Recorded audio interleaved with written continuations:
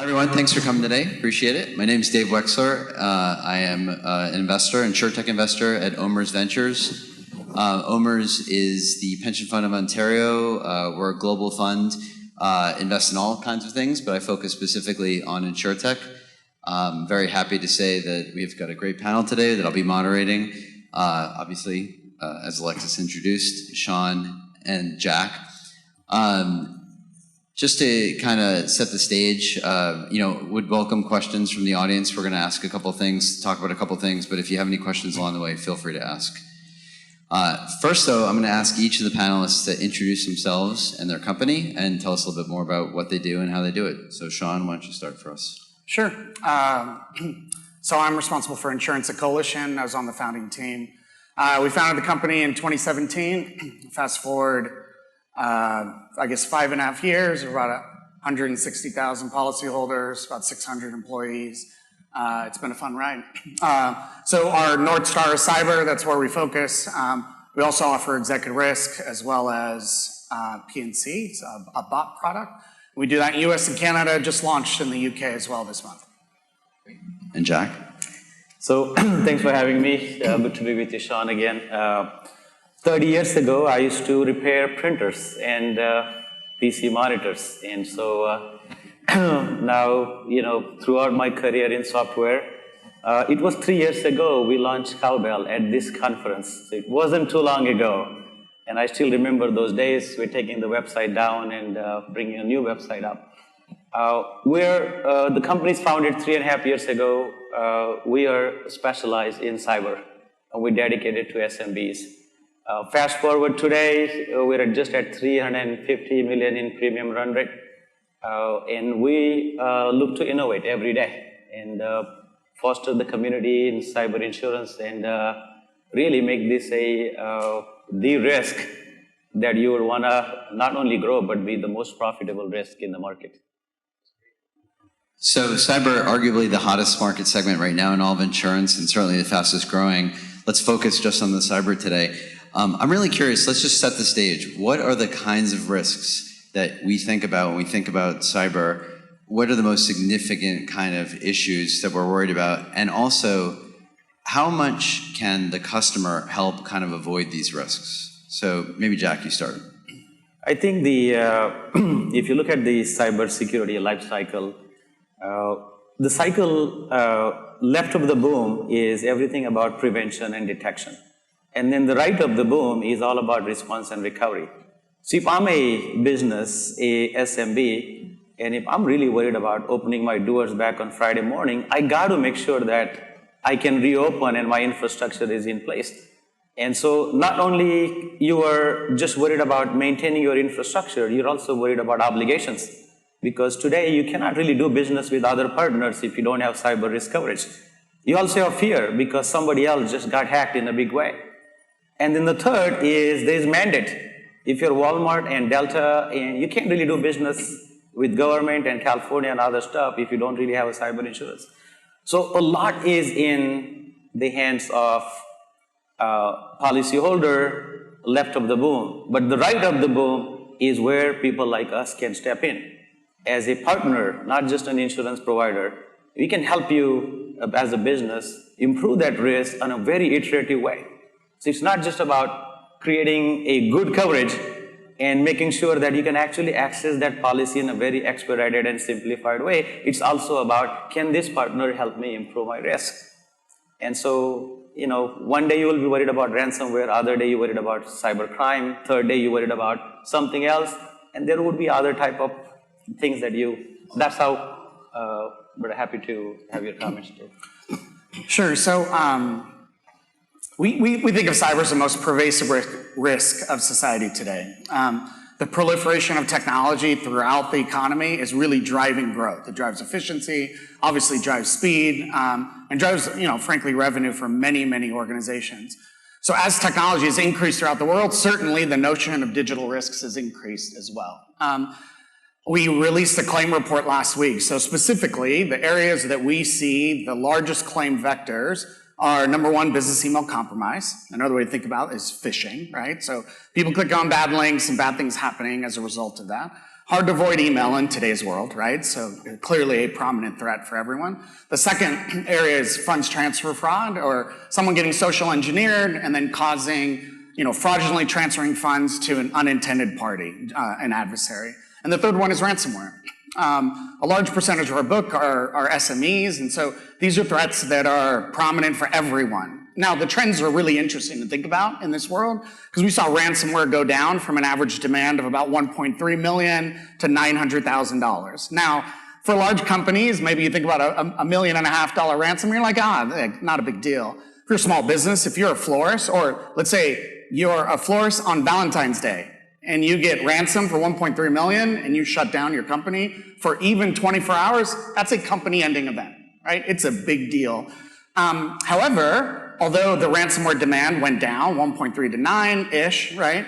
Our average payment is about 20% of that. So having knowledge around what adversaries are doing are useful in this scenario. I think the second half of your question is, what can a company do to actually mitigate against these types of things?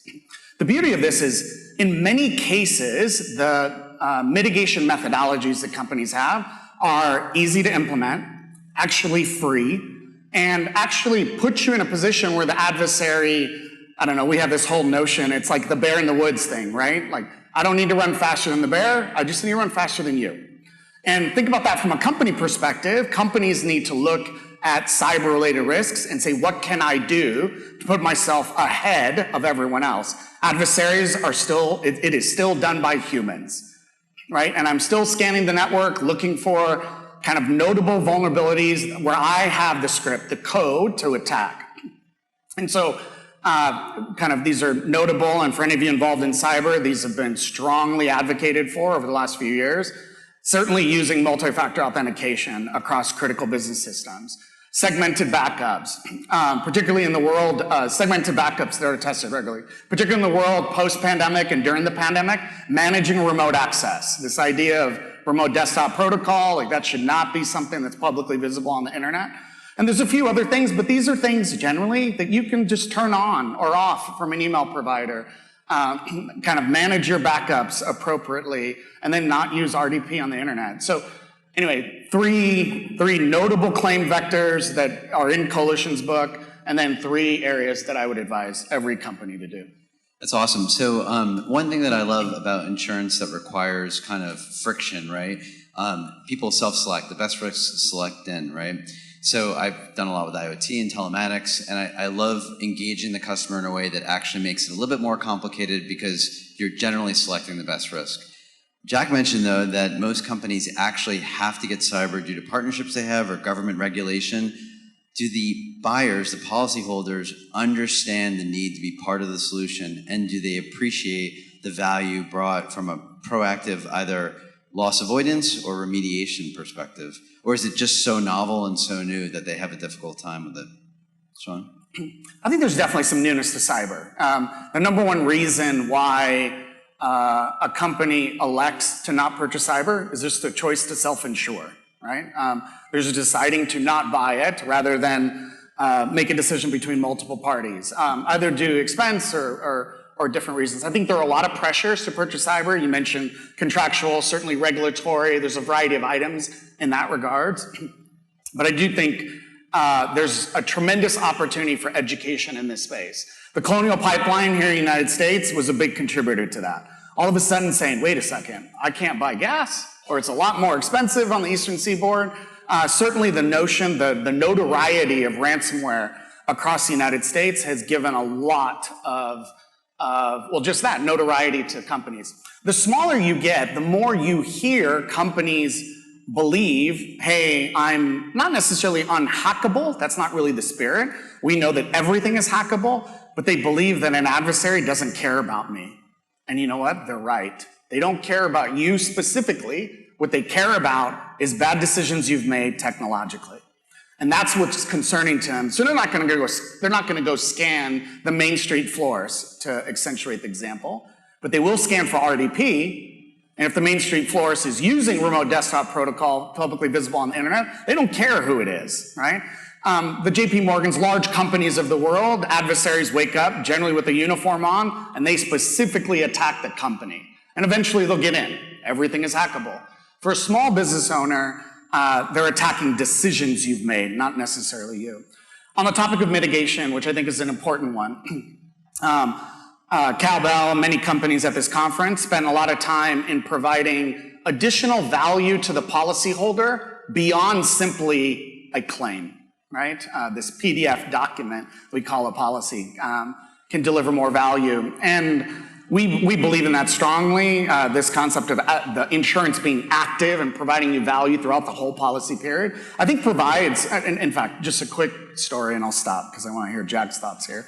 Had a broker actually called, had a client on the phone and said, hey, I just want to be clear, like your insurance cost is X. And I said, yes. And you provide this other service. And I said, yeah. So you'll charge us more for the service? No. But we already buy that service. If I buy your insurance, I get the service, and I don't have to pay this extra money? We're like, yeah. And it's like, this is a home run. So I think small business owners, particularly the small to medium enterprise, they require a product that provides more value. And fortunately, in today's environment, you can get that. I agree with, especially your last point is, you can't just provide insurance as a policy. You have to do the entire, you're a risk partner at this time to the business. I would also say that, the product is important, right? What you get coverage for. But what's most important, perhaps, during the inception time is the process of obtaining that product, right?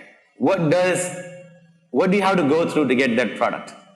If you're a broker, are you trying to chase the underwriter at an XYZ company on the Eastern Seaboard, like you mentioned? Or you just digging into a lot of PDFs and trying to fill out the information? So the process has to be good enough that you need to feel good about not just an experience, that these are good partners for you. And so, for example, we build a distribution network with 19,000 brokers, retailers, wholesalers, affinity, machine to machine, man to machine. And so I think that's an important part. It's the risk management service, it's the product itself, and also the process of obtaining that product. And we think one has to do all three to make it happen. Yeah. So is customer behavior, policy behavior a big part of this kind of overall solution? I mean, is this kind of what we have to teach the customer to do the right thing, especially the SME? Jack, you want to start? Well, if it's an SME, I mean, look, we have products, first and foremost, like there is no cookie cutter approach to this. There is a product for dry cleaners, restaurant owners, contractors. There's a product for, once you hit 26 million plus revenue, you're a good sized business and your infrastructure is complex enough that you need a bit more coverage than just a standard ISO form for those in insurance, for example. And then once you are over 250, I mean, the thing is completely different. There's not much you can do on a machine underwriting. You have to intercept those calls because risk is complex. So you have to do, the product has to be able to satisfy your needs. And so if you're just a dry cleaner and restaurant owners, you might be just okay with a $500,000 ransom sublimit, if you will. But if you're a large business, you're gonna need an extended reporting period and things like that. So the market needs more innovation. You need more product. This line still requires, even after so many years in this market, and few of us growing trajectory in becoming close to $1 billion premiums in foreseeable future, this line still requires a lot of innovation. And this is why staying focused on cyber is so critical for people like us, so we cannot really defocus ourselves. That's just my 2 cents. I like 100% agree that customer behavior matters, right? Like we talked about running faster than other companies and things of that nature. However, there's a nuance in cyber because what the adversaries are doing matter as well. And they matter in a significant way. 10 years ago, we actually discussed like 2011, 2012 being the year of the breach. Like Target getting hacked, Home Depot, et cetera, et cetera. 5 years ago, we were talking about social engineering, right? Today, you solve ransomware, you solve cyber. The dynamic nature of how cyber's changed, there are very few insurance products where in a 10-year period, the claim vectors have changed that dramatically, right? And so having an understanding of what we very actively attempt to look at an account through the lens of an adversary. Like, what would a hacker look at this account? This is not about defense. This is about playing offense better, right? And understanding what the adversaries are doing, what are their attack vectors, how are they doing it, building a model where you can understand what happens from a claims perspective in an incident response type environment is critical to this, because adversaries are not standing still. They are using every methodology possible, and frankly, most commonly, the easiest methodology possible in order to infiltrate an organization. So having an understanding what the customer is doing and what an adversary is doing, both of which change definitely throughout a policy period, is critical towards doing this right. Any questions? We have just a couple minutes left. Any audience questions at all? Okay, I'll keep going. Capacity. The big question in everybody's mind is, how do we keep providing capacity here and making sure the customer's needs are met? I'd just love your perspectives on almost the inevitable need here and where this is going. Sean, you want to start? So I'll talk about this at a broad level and then more micro. Certainly, like over the last couple of years, the capacity available in the total cyber marketplace has shrunk, right? So there's a scarcity of capital. Not surprisingly, prices have gone up. However, the demand has also gone up, right? As we talked about the notoriety of ransomware and things of that nature. And that's a problem. Like that is something as an industry we have to figure out. And frankly, as prices have gone up, the capacity has actually increased. The reinsurance marketplace, other insurers have gotten far more comfortable with the risk. We've had a variety of, quote unquote, systemic events that have happened. Log4j, SolarWinds, Kaseya, like going back, NotPetya, et cetera. The cyber insurance marketplace has realized we have not suffered a lot of losses due to these aggregation, cyber hurricane type events. And that gives some comfort, although the models associated with understanding systemic risk are broken. It drives a lot of concern about what they could be. Therefore, the standard deviation is high, so price has to increase, capacity shrinks. In that environment, however, I would claim that proper writers of the risk are able to obtain capacity. We've announced well excess of $1 billion of capacity with Allianz and Ascot and Vantage just in 2022, and there's a lot more coming, right? And so I think differentiation in the marketplace around use of technology, underwriting acumen, resulting in loss ratio impact, as well as, ideally some growth as well, can garnish the capacity that's required in the marketplace. There's also a lot of opportunities for innovation. ILS captives, there's lots of things that are happening in that regards as well. Yeah, I agree with everything he said. There is a capacity for a good deal in this market. We tripled our premium from last year to this year. And that also means you have to triple your capacity. Supply has to triple for you to have a triple production.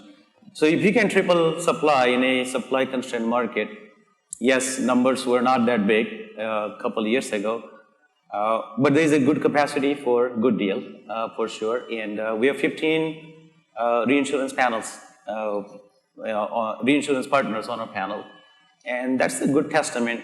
Also, a lot of us are not only taking reinsurance capacity, we got our own balance sheet, right? Just the fact that Cowbell Re was taking 5% capacity on one of our 5% quota share line on one of our program, we have 4 other reinsurance partners say we will also take 5%. And that means right there we solved for 25%. And so you not only have a balance sheet, you have a reinsurance carrier, and then Sean alluded to that, we have to go beyond the traditional market. There's going to be alternative risk transfer, reinsurance sidecars. We're going to see a lot of that. You're going to see from some of us, you're going to see in the market, but there is the capacity for a good deal, for sure. It's a largely needed product with some good solutions, and I'm sure the marketplace will step up to meet it. So with that, we're out of time. So thank you, everybody, and thank you to my panelists. I appreciate it. Great job. Thank you.